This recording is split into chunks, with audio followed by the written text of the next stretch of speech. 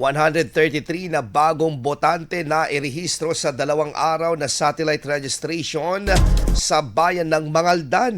Para sa detalye ng balitang yan, kasama natin Idol Juana De Vera. 104.7 IFM. Report!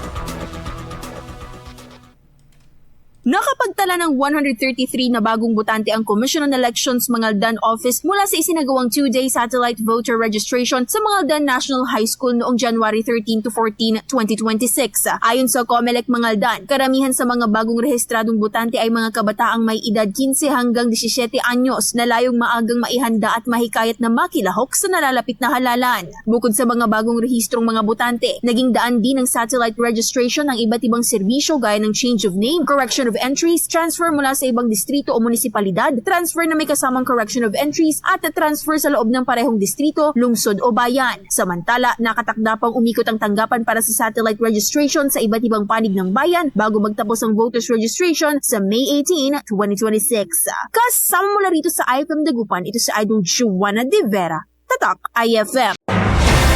IFM News. IFM News. IFM News.